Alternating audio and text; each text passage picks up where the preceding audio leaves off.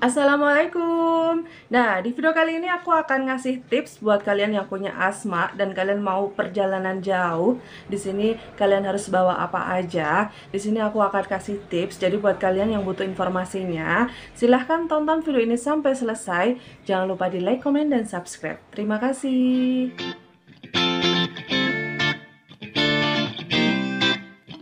Nah, di video kali ini aku akan ngasih tips nih buat kalian yang pengen mudik atau perjalanan jauh dan kalian itu punya asma. Kalian itu wajib banget bawa barang-barang yang kalian perlukan. Apa aja sih? Ya. Nah, di sini aku akan sebutkan dan kalian catat dan kalian ingat, kalian siapkan dan kalau bisa ini tuh harus ada di dalam tas kalian saat kalian perjalanan jauh. Yang pertama ya, buat kalian nih yang punya asma, disarankan banget kalian itu punya masker. Ya, kenapa sih harus pakai punya masker? Ya karena memang buat orang yang punya asma itu sangat sensitif banget ya. Jadi kalau misalkan kalian nggak pakai masker, misal di dalam bis atau di dalam mobil, kalian itu nyalain AC, kemudian ada yang makan pop mie atau ada uap pop mie, itu tuh bisa jadi pemicu nafas kalian itu langsung mengik. Nah kayak gitu ya. Jadi di sini perlu banget kalian bawa masker kemana-mana buat kalian yang punya asma ya. Terus nih sepele banget ya kesannya kalian tuh kadang nggak ngeh ya. Jadi intinya buat kalian nih yang punya asma, kalian itu nggak bisa nyium bau-bau yang kayak menyengat. Contohnya parfum ya. Jadi kenapa aku sering banget berantem sama suami aku ya karena suami aku tuh pencinta parfum dan aku tuh punya asma. Jadi kalau misalkan tubuh aku lagi nggak fit atau aku lagi di ruangan yang tertutup atau pengap ya, misal di dalam rumah pintunya ventilasinya nggak terbuka dan aku mencium parfum, itu bisa jadi pemicu si nafas aku tuh menjadi mengik. Nah kayak gitu ya. Jadi penting banget masker saat kalian pergi kemanapun buat orang yang punya asma ya. Terus misal nih kalian ya di perjalanan jauh, misal kalian pakai motor ya. Nah, di perjalanan jauh udaranya itu kan otomatis banyak debu ya. Jadi kalau misalkan kalian nggak pakai masker, itu benar-benar bisa memicu nafas kalian itu jadi mengik. Nah, kayak gitu ya. Terus kayak kedinginan gitu, itu juga bisa jadi pemicu kalian itu menjadi nafasnya itu berbunyi ya. Kemudian setelah masker, kalian juga harus bawa jaket ya. Jadi kalau orang asma ya saat tubuhnya dia nggak fit atau tubuhnya itu nggak 100% fit ya, ketika kedinginan atau kalian tidur nih ya, tidur lupa pakai selimut ya, kondisinya badan kalian itu tadinya nggak apa-apa, itu nanti tiba-tiba nafas kalian itu sesek bunyi. Nah kayak gitu ya. Jadi di sini selain masker kalian harus bawa si jaket ya. Jadi kalau misalkan posisinya udaranya dingin atau misalkan lingkungannya itu sangat dingin, itu bisa menghangatkan tubuh kalian dan ini bisa melindungi kalian dari serangan asma ya.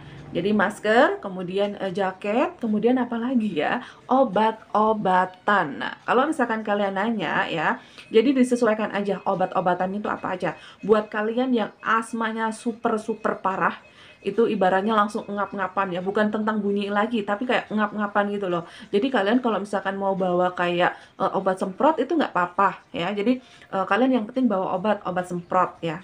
Kalian bisa menggunakan saritida juga yang dihisap atau kalian bisa menggunakan salbutamol ya. Jadi ketika kalian sesak nafas, kalian harus mengonsumsi obat ya atau memasukkan obat ke dalam tubuh kalian biar si saluran pernafasannya itu terbuka ya.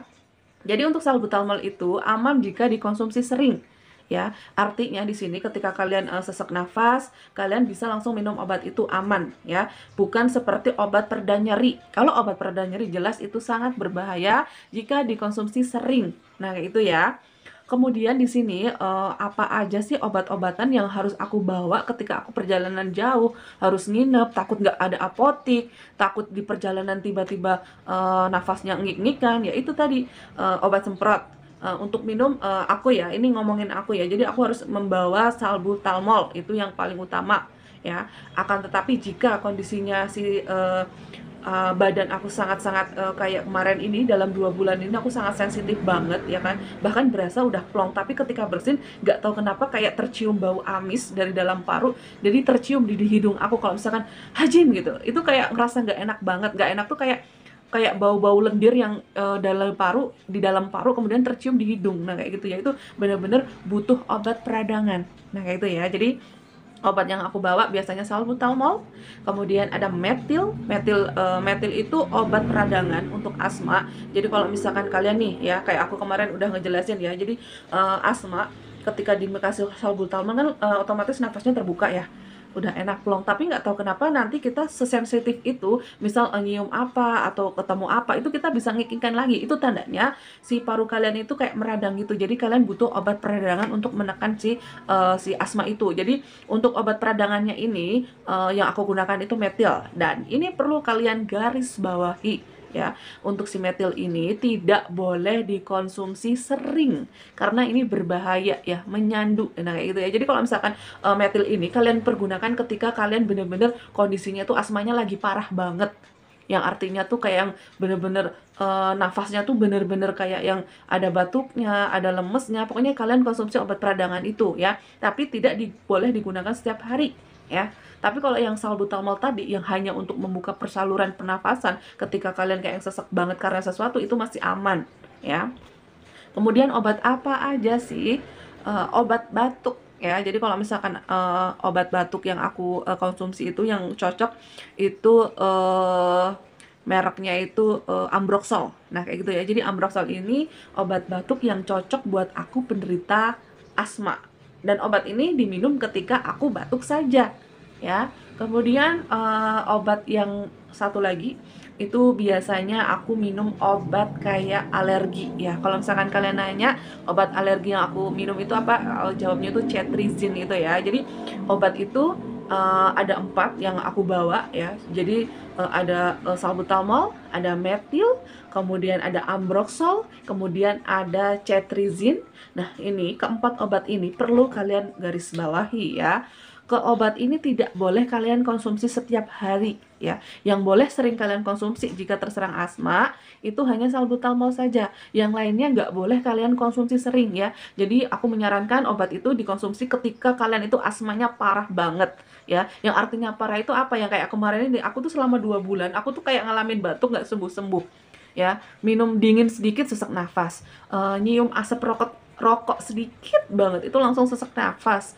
Aku nyium parfum orang, aku langsung sesak nafas. Itu tandanya tuh bener-bener kayak aku harus minum salbutamol ditambah peradangan ditambah cetirizine itu obat alergi. Dan kalau ada batuk aku akan minum ambroxol. Nah kayak gitu ya. Jadi obat 4 itu adalah obat senjata yang harus aku bawa ketika perjalanan jauh ya, karena memang itu obat aku yang cocok banget ketika aku terserang asma parah ya. Ada batuknya kayak gitu-gitulah, dan itu durasinya itu lumayan lama, seseknya itu lumayan lama, aku akan mengonsumsi obat itu.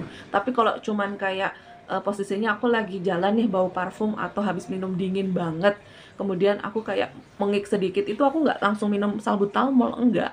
Jadi aku akan diamkan, aku akan coba ngatur nafas aku minum air hangat, itu biasanya batuk-batuk kemudian si lendir itu bisa keluar, kemudian nafas aku plong ya.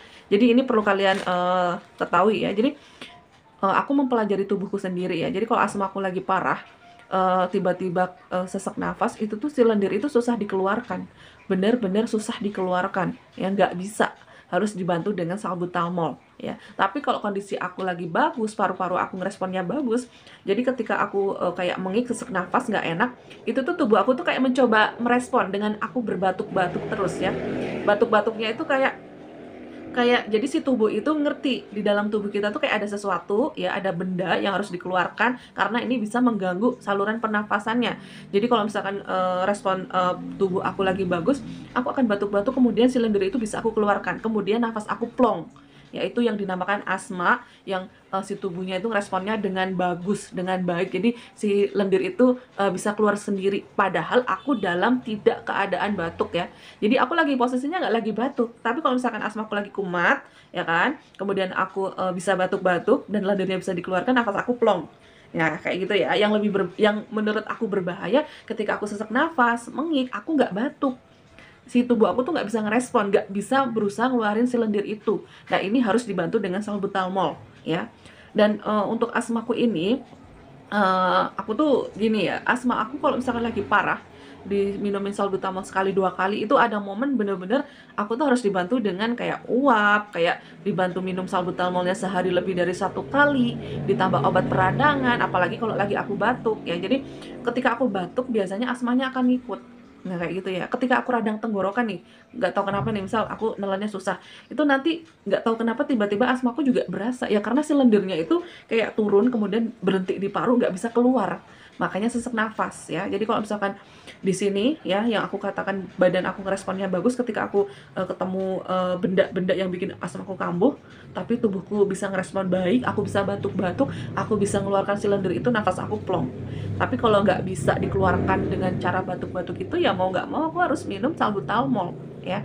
Jadi kalian sesuaikan aja. Kalau kalian cocoknya dengan Charitide, obat hisap atau obat semprot itu nggak masalah. Jadi intinya obat itu kalian bawa ya. Dan untuk perjalanan jauh ya, jadi kayak kemarin ya, aku tuh naik kereta ceritanya ya. Posisinya di luar itu mendung, hujan ya, kemudian AC ya, di kereta itu kan dingin karena AC ya. Kemudian ada yang bawa pop mie, ada yang pakai parfum. Itu aku tuh, tubuh aku tuh langsung sesensitif itu, aku langsung sesak nafas, dan aku tuh batuk-batuk gak mau berhenti, bener-bener gak mau berhenti. Dan waktu aku batuk itu dadanya sakit ya, karena memang si dahak itu gak bisa aku keluarkan. Untung aku bawa salbutamol. Jadi ketika aku minum salbutamol, aku tuh langsung kayak si nafasnya itu kayak mengiknya itu, sesak nafasnya itu bener-bener saluran pernapasannya itu terbuka, nafasku enak. Nah kayak gitu. Cuman di sini salbutamol jika diminum di badan aku, mau mereknya Theosal atau mereknya apapun itu, di badan aku tuh bikin tremor, jadi bergemetar gitu loh. Jadi eh, ya mau nggak mau ya aku tetap minum ya, karena memang obat itu efeknya di aku tremor tapi nafasnya langsung plong. Dan udah aku konsultasikan, ini aman, nggak apa-apa. Dan sekali lagi, obat yang aku share ini ya, kalian harus berhati-hati konsumsinya. Alangkah baiknya kalian konsultasikan dengan dokter ya. Cuman untuk pengalaman aku pribadi, salbutamol itu di rumah harus ada ya, karena kalau aku lagi sesak nafas, tubuh aku nggak bisa ngerespon dengan baik, aku akan minum salbutamol biar si nafasnya terbuka. Nah kayak gitu ya. Tapi kalau aku lagi parah-parahnya, aku akan minum bukan hanya salbutamol saja, kayak ada metil. Kalau ada batuk aku minum obat batuknya itu ya, obat batuknya Ambroxol. Kemudian kalau lagi parah karena sesensitif itu, aku akan minum cetirizine. Nah kayak gitu ya. Nah, itu aja yang pengen aku sampaikan ya. Jadi buat kalian punya asma, kalian itu bener-bener gak boleh lengah ya. Di dalam tas kalian itu minimal ada masker, kemudian jaket juga harus kalian bawa, obat-obatan juga bisa kalian bawa ya, untuk jaga-jaga ya. Karena memang kalau lagi sesak nafas itu bener-bener gak enak banget ya. Kadang kalau orang Sunda itu bilangnya peres ya. Di sini dadanya tuh gak enak banget ya. Sakit gitu kan, buat nafas pun sakit. Nah kayak gitu ya. Apalagi kalau lagi parah ya, asmanya lagi parah-parahnya banget, kita jalan 5 langkah itu kita kayak berasa habis maraton. Nah kayak gitu. Nah, segitu aja informasi yang aku sampaikan ya, mudah-mudahan ada manfaatnya. Terima kasih udah nonton video ini sampai selesai. Jangan lupa di like, comment, dan subscribe. Terima kasih.